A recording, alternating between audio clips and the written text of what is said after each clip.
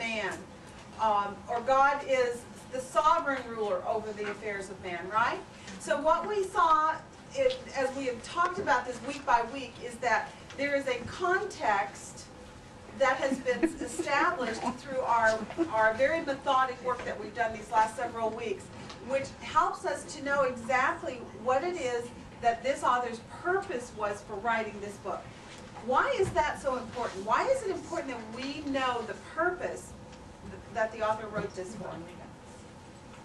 Yes? I finally got this. It's important so that as we study and we begin to do our inductive analysis and conclusions, that we can put them back in the context to see if it fits, to ensure that our line of reasoning indeed brought us to correct answers. You get an A+.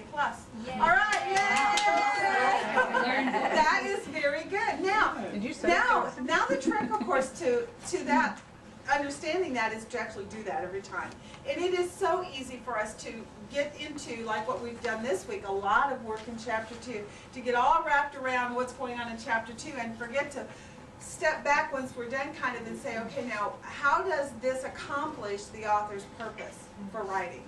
And that is really a discipline that you just, by practice, you begin to do it little by little. Over and over and over in this class, as you've seen already, we do that. We like to bring back to your attention the fact that the author had a purpose for writing.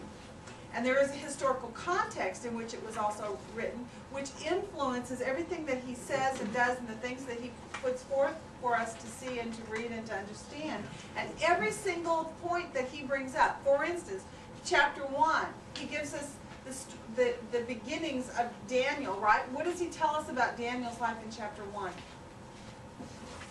What do we learn about Daniel in chapter 1? That he was a young man, and he was, where was he from, and why was he there? he was probably in the wealthy. Okay, he was taken captive from where to where? Judah back to Babylon. Right, okay, so he was in Israel, in Jerusalem. Now he's been taken into captivity into Babylon by a Babylonian king. Now, what did we learn in chapter 1 about the character of our God? Do you remember that part? That God is sovereign and God was the one in control of that. Do you remember the key repeated words in that chapter 1? That it was that God gave, God gave, God gave, right? So it was God's hand at work at every turn in everything that we saw in chapter 1. That Jehoiakim, the king of Judah, was given into the hand of Nebuchadnezzar, right? And Daniel and his friends, therefore, were also given into the hand of the king of Babylon, right?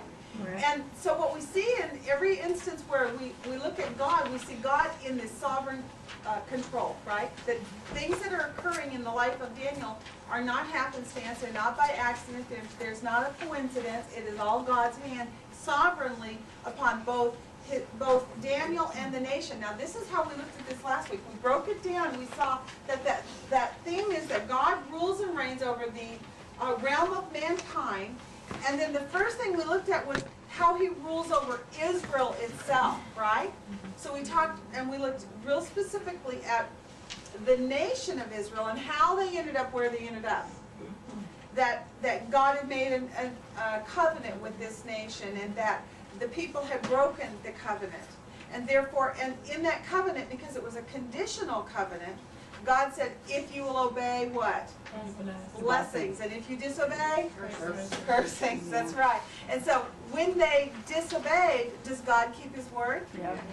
Now the cool thing that I remember about a Roman study was that because our God is righteous, he must discipline or judge unrighteousness. Right? If our God, who is a righteous God,